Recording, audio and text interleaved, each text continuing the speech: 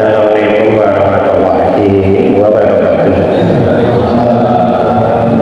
Inna lillahi wa nasta'inuhu wa nastaghfiruh wa na'udzu billahi min shururi anfusina wa min sayyiati a'malina may yahdihillahu fala mudilla lahu wa man yudlil fala hadiya lahu. Asyhadu an la ilaha illallah wa la syarika lahu wa asyhadu anna Muhammadan abduhu wa rasuluhu amma ba'd. A'udzu billahi minasyaitonir rajim. Bismillahirrahmanirrahim. Iqra bismi rabbikal ladzi khalaq khalaqal insana min 'alaq. Iqra wa rabbukal akram alladzi 'allama bil qalam 'allamal insana ma lam ya'lam.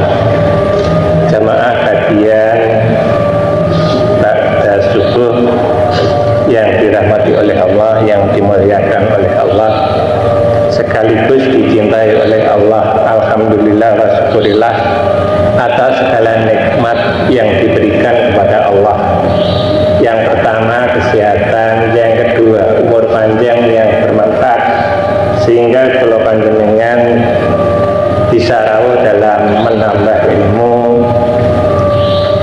Mudah-mudahan ilmu yang hari ini kita terima bisa bermanfaat, khususnya bagi pribadi, umumnya bagi panjenengan yang dirahmati oleh Allah.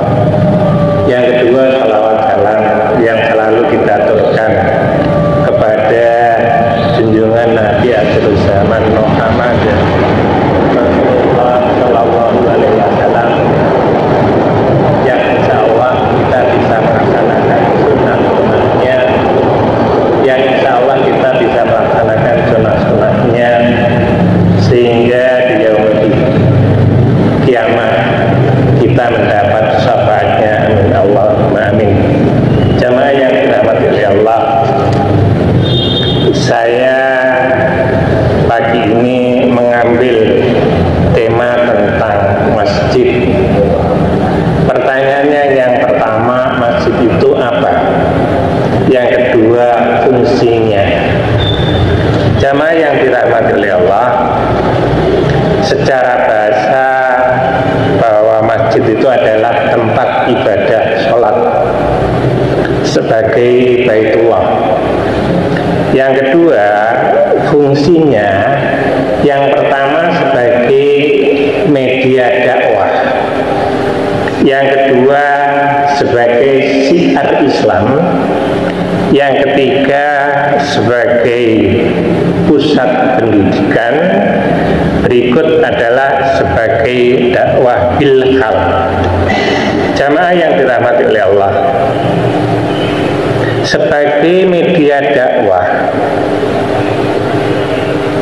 media dakwah yang berupa masjid ini adalah yang pertama, itu dipahami lewat infrastruktur, artinya bangunan masjidnya. Yang kedua sebagai syiar Islam. Di dalam masjid itu paling tidak harus ada, kalau Al-Quran wajib, akan lebih afdol apabila sebagai pusaka, artinya perpustakaan. Berikutnya adalah pusat pendidikan. Paling tidak masjid itu bisa digunakan sebagai baca tulis dan lain sebagainya. Kemudian sebagai dakwah bilhal, artinya mengumpulkan segala ide gagasan untuk disampaikan kepada orang lain. Jamaah yang dirahmati oleh Allah, saya memulai bahwa masjid yang merupakan 4 hal tadi. Yang pertama, kembali kepada yang pernah saya sampaikan, bahwa syukur itu ada 3 hal. Yang pertama hati, ucapan, kemudian tindakan. 1, 2 ini sifatnya tunggal, artinya untuk diri kita sendiri. Namun demikian ada yang syukur berupa tindakan. Rabbana atina fid dunya hasanah wa fil akhirati hasanah wa qina azab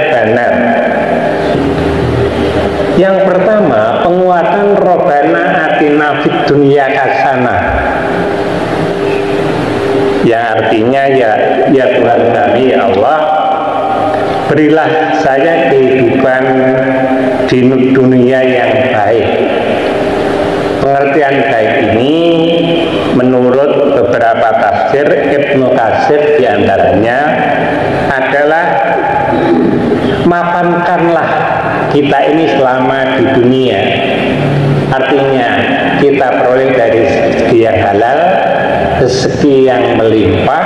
Kemudian ketika kita mendapat rezeki yang halal, rezeki yang melimpah, maka bisa kita gunakan untuk infak dan sedekah.